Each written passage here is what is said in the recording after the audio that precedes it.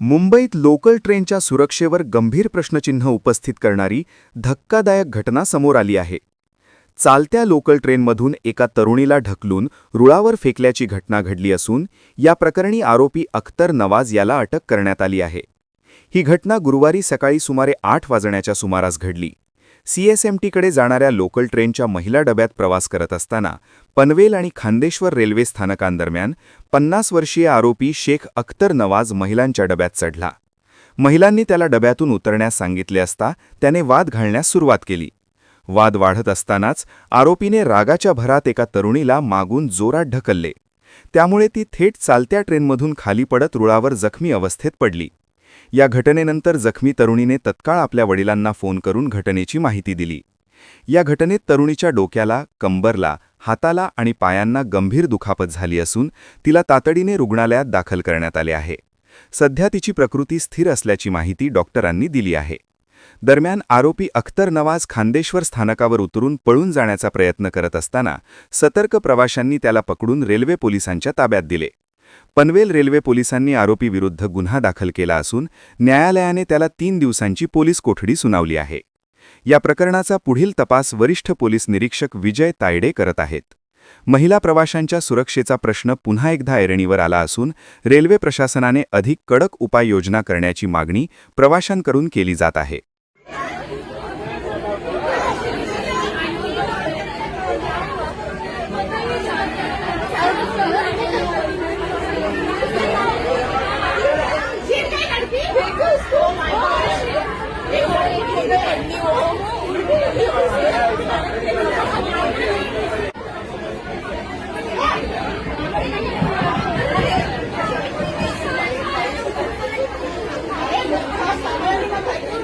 This is how men get away, bhai.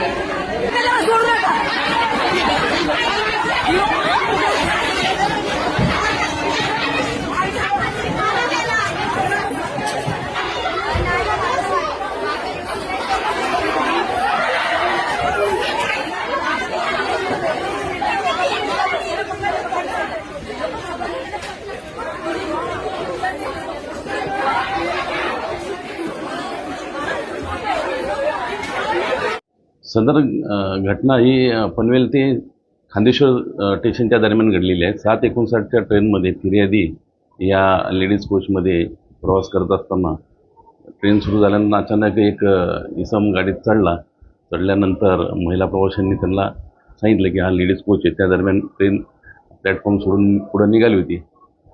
सदर माथे फिरवला त्याचा राग आल्याने त्यांनी त्याला फिर्यादीला खाली ढकलून दिले ट्रॅकमध्ये. त्यानंतर आरोपीला तात्काळ माहिती मिळताच कॉलरकडनं पुढील खांदेश्वर स्टेशनला ताबडतोब ताब्यात घेण्यात आलेलं आहे.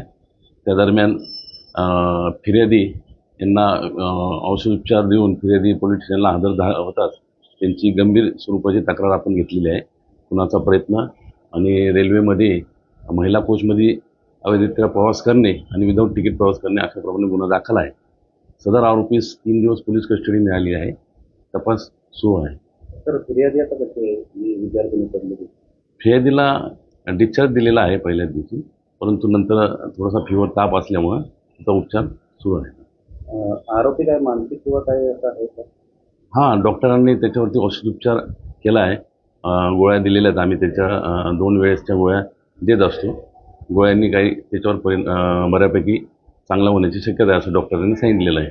आरोपीने या अगोदर असं काही केलेलं आहे?